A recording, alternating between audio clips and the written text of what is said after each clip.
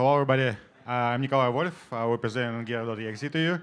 And um, in this presentation, I want to speak about applications, application platform, and so on. So Gear.exe is basically application layer for Ethereum.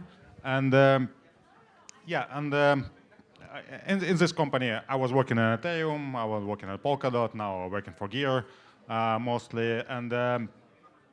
And we can provide a very focused value in terms of just allow everybody to develop applications for Ethereum. And before we actually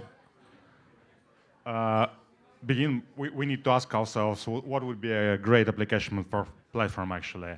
And when Ethereum first appeared, it was kind of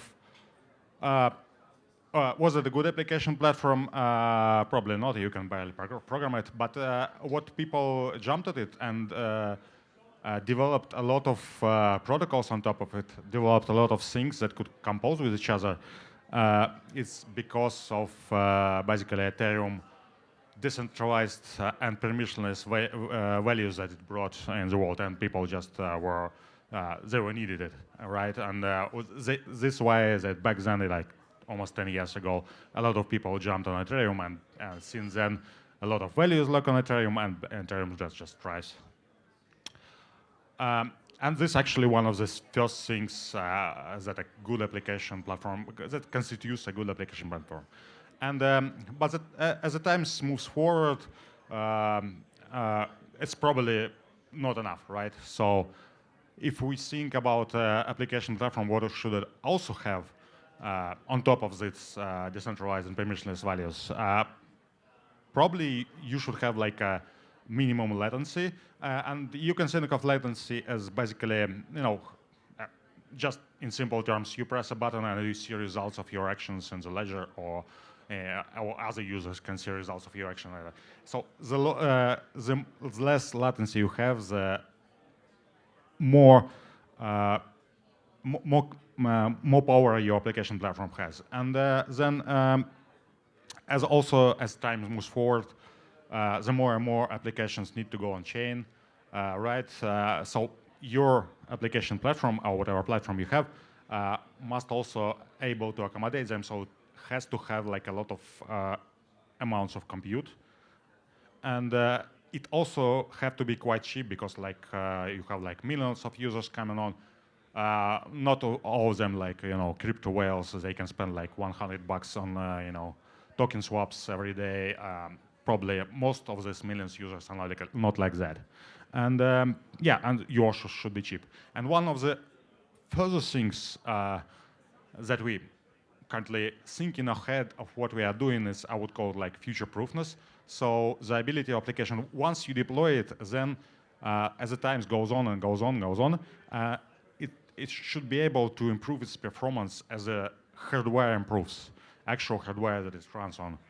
And this thing, and as we know, probably everybody know, most of people know, hardware these days doesn't improve really with the raw power of individual computing units. Rather, it improves by increasing number of computing units over the time. So I think like last decade or so. And then if your application is able to utilize many computer units, so it's able to run in parallel, or your platform that applications are run on is able to do that. So then you have this particular ability to scale with time, as well as hardware itself scales with time. Okay, and one of the key things also is I would call it like a quick onboarding. So, for example, if we talk about traditional Web2 applications, right, you don't need anything to interact with them. So you just open your browser and you are good to go.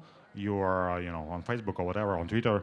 But in Web3 world, we also should aim to have something like that. So you don't need anything to start interacting with the application, at least in some, basic way. When you kind of go further and interact with a more complex way, like you want to log some value or something, then obviously you have to pay something to the applications, but it's still up to applications to extract this value from you, or provides the value for you. So it depends now. So as we can see, like as we move forward, as times goes on, we have more and more requirements for application platform, and we need to keep up with that. And if you kind of see how, try to see how Ethereum developed over the years to match those demands, right? So one of the things we still don't have really a low latency on Ethereum. We have like some reduced latency on rollups, but essentially essentially Ethereum develops into two main ways to improve its capabilities as an application platform. So one of them would be rollups. Essentially, rollups are just the same Ethereum put on more, fast modern wheels, and then they kind of verify what rollups are doing on Ethereum, but they are really barely composable with Ethereum itself. You can think of them as a separate Ethereum with just improved performance, improved latency, improved everything. But I think that improving this kind of utility for users and this capabilities for user by sacrificing the core values that made Ethereum popular and that make Ethereum actually a place where people like us go to for doing applications, right? So rollups are essentially run by centralized supercomputers, and yeah, so they sacrifice some decentralization to get some utility. And another way is to scale or improve Ethereum is so-called coprocessors. This basically things that kind of track Ethereum and look for computational tasks, and then once they perform the computational tasks, then they kind of push back computational results on Ethereum, and then you can transform this in the sort of application platform. But most of them are kind of relying on non-existent tech at this moment, because what you need to do, like a general purpose coprocessor, you also need like real-time general purpose zero knowledge proofs, which just doesn't exist yet. In principle, this is a valid approach. It doesn't sacrifice any decentralization or permissionless, but zero knowledge is just not there yet. And if you kind of try to see what rollups are doing, so basically they try to use the same EVM in their own separate chain, and then they have this the same problems with EVM that Ethereum has its own, because EVM is not actually meant to be. I mean, it could be used as an application development platform, but essentially it just doesn't contain many things that good application platform should have.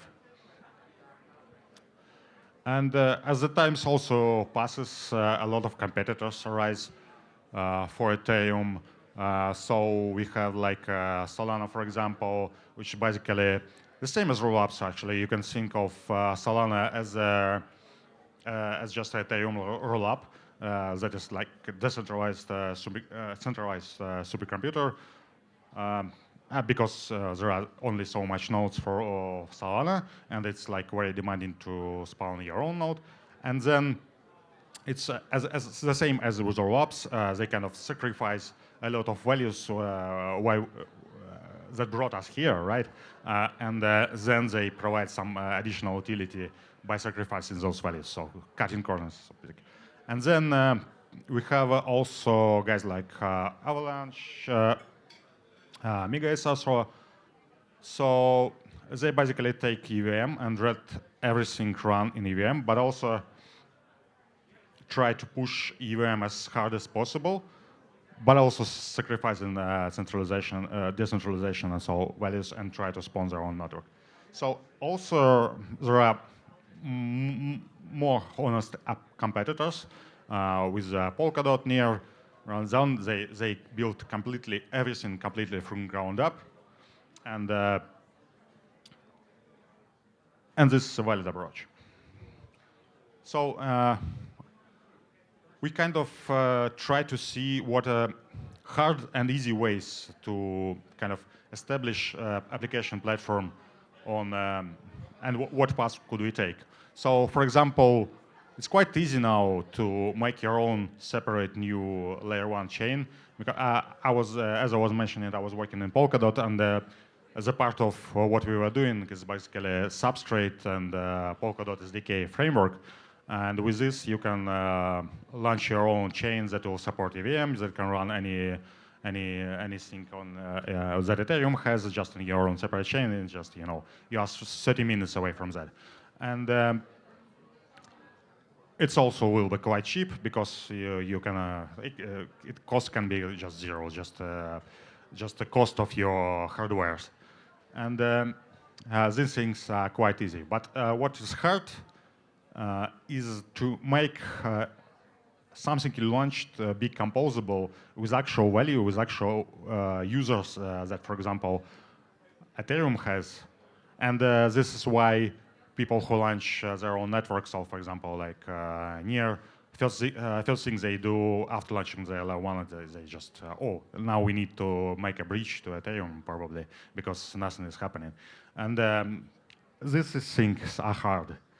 And also hard things are making this platform future-proof because out of the box, not many solutions support that and support such execution environment that is future-proof and can scale as the time goes on.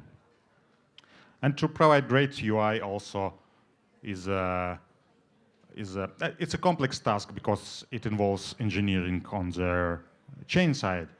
So you should have low latency, but you also need like handy libraries and a lot of ecosystem effort to actually know what people need in terms of application development. And so this is where we start, like reviewing all this what I've said. This was where GearXA comes into play. What we are launching now is basically auxiliary network for the Ethereum. It is not even blockchain per se. I mean, like it has some cryptographic things that makes it. You might look at it as a blockchain, but it's completely decentralized and permissionless. So everything, every bit of kind of configuration, every bit of data that drives and governs gear.exe happens on Ethereum, and so it's completely defined by the Ethereum state. And then it's also able to run on a typical user hardware, be that like a typical cloud machine or even your laptop. And it's also composable with Ethereum, so it can interact with every user on Ethereum. It can use every locket asset that Ethereum has, and then you can write your application on top of that. And it's secured. Security kind of also driven by Ethereum. So the same Ether that is used to secure Ethereum, it can be restaked and then used to secure gear.exe. And yeah, and for many applications, for many end user applications, for any decentralized applications, it can provide low latency in most cases. It's not like all cases, but because obviously there are like data racing with Ethereum, but for like 99.9% of cases of the ways which user interact with an applications on this platform, it can provide almost instant finality and zero latency. And unlike many rollups and similar solutions, it's programmable with Rust. So, and Rust is it's very suitable for financial applications just because of its its intrinsic properties of being memory safe and so on, so on, so on. So it's like it's also has a lot of high-level abstractions. I mean, I won't go into much engineering details, because probably most of you guys are not engineers. Yeah, it's already up and running on HSC. And and we plan to launch it on mainnet in several months. So happy to collaborate with everybody. I have a small demo, but I don't have a hardware to show it. So thank you. Happy to be here.